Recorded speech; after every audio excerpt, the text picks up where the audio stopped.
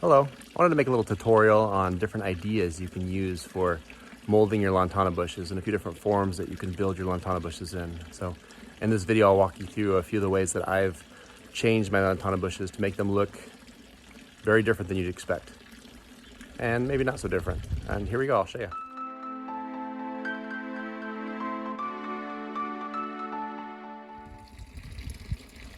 So I featured this particular one in a video I showed a while back on how to prune your Lantana bush. And this is one option to kind of give it a bonsai tree type look.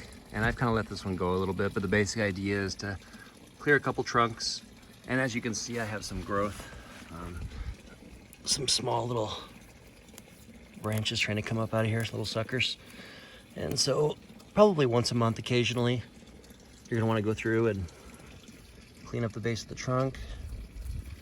Because if I was to leave that, it would quickly fill in, which might be what you're going for. I mean, if you want it to fill in and look like a bush, definitely leave all those growths so that they can fill in and make it have that bush form. If you want it to look a little bit more like a tree, the basic idea that I use is I'll look for any branches that are trying to grow downward.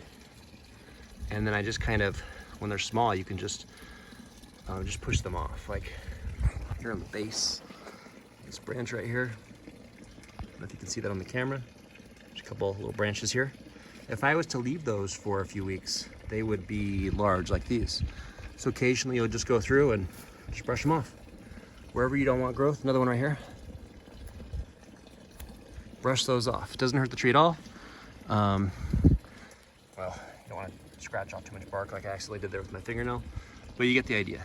Anywhere you don't want green growth, the earlier you get it, the less energy the tree wastes or the Lantana bush wastes in diverting energy to those areas. All right, and then you'll notice the rest of this, I haven't really touched it much.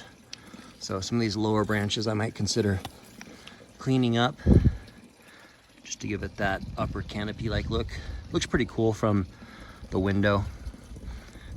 So you're the artist, you make it look like whatever you want. And then I'll usually look down on it and see, not in a condescending way, right? But you look down, look at the bush, and decide where you want the bush to kind of stop growing outwardly. And as I cut off, like I've talked about before, those apical meristems, that will cause the branch, the bush to branch out at those positions. Like here, I don't want it to grow any more out this way. So I might remove some of those. Same here, same here, same up here.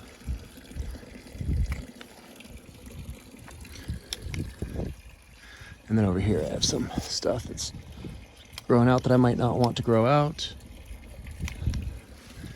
It doesn't take a lot of maintenance. Like I might come out here every other week or so and make sure it's not doing anything I don't want it to do. I think that's pretty much what I want that particular one to look like. Some other ideas here.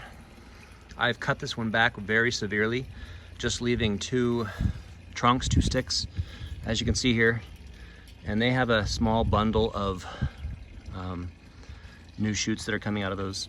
And I'm basically gonna make them look like Mickey Mouse ears. I don't know how it's gonna work, but that's just the idea I have. So I'm just gonna let that go and I'm gonna keep on shaping those until it basically looks like two spheres. So that one's kind of an experiment. No idea how well it's gonna work.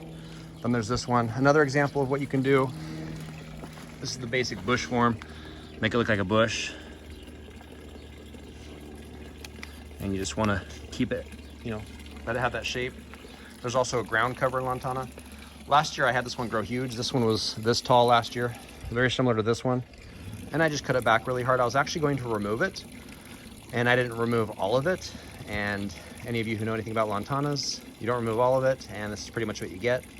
But I've decided just to kind of let this be a little ground cover here, because I have an overflow area here from my pond, and I have a bunch of fish in here. And so whenever there's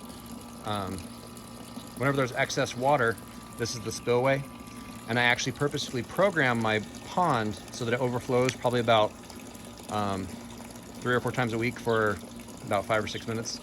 And that extra water fertilizes this part of the garden. And it just basically does like a 5% water change automatically, just programmed in. Here's another example of what you can do. This is a multi-trunk attempt. So I watched a couple videos on how to make bonsai trees. I know nothing about bonsai, so don't think that I'm some go-to person for bonsai. But just looking at the shape of the bonsai, different bonsai bushes, just gave me some ideas of how I wanted to shape these.